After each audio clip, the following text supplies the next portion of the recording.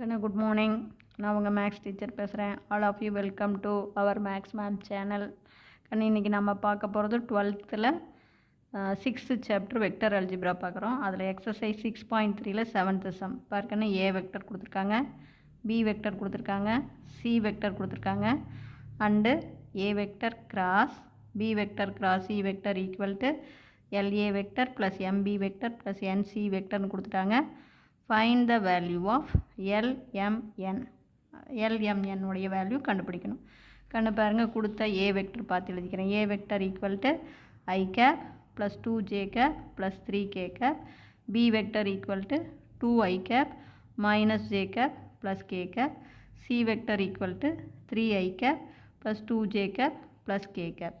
இப்போ கணக்கும் அப்படி எழுதிக்கலாம். A vector cross B vector cross C vector equal to LA vector plus MB vector plus NC vector.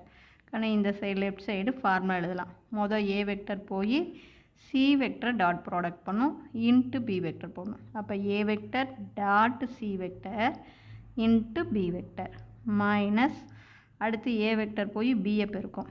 A vector dot B vector வெளியில் into C vector. Formula பார்த்துக்கன்னு எப்பயும் A போய் தூரமாக இருக்கிறது தான் டாட் ப்ராடக்ட் பண்ணும்.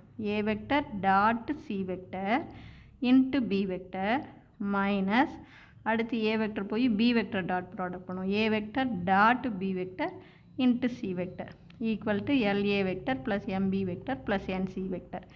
இப்போ A vector dot C vector dot product பண்ணணும். பி அப்படியே தான் இருக்கும்.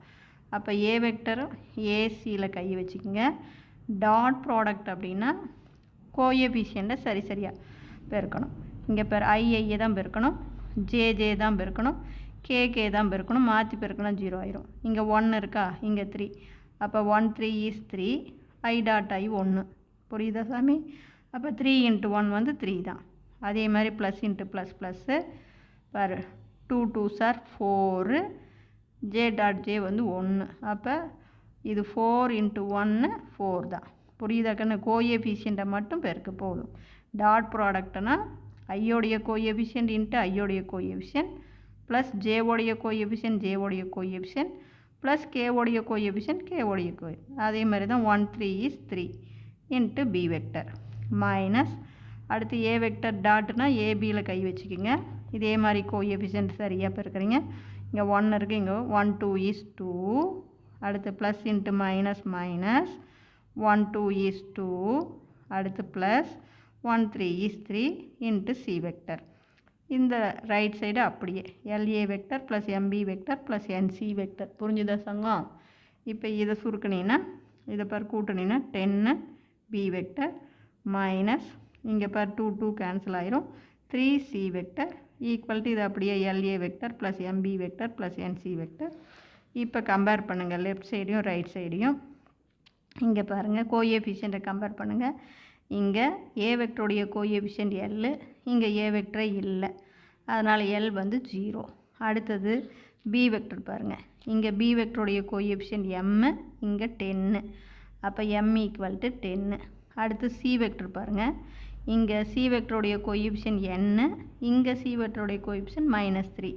அப்போ n ஈக்குவல் டு -3. புரிஞ்சுதா சாமி? இங்கே ஏ வெக்டர் இருக்குது, இங்கே ஏ வெக்டர் இல்லை, அதனால் L 0. இங்கே பி வெக்டருக்கு கோஎஃபிஷியன்ட் பாருங்கள். இங்கே பியும் இங்கே பியும் இருக்கா, இங்கே 10 இருக்குது, M இருக்குது. அப்போ M ஈக்குவல் டு 10. அதே மாதிரி சிசி இருக்கா, இப்போ இங்கே n இருக்குது, இங்கே -3. அப்போ n ஈக்குவல் டு -3. புரிஞ்சதா சாமி? Wish all the best. Thank you.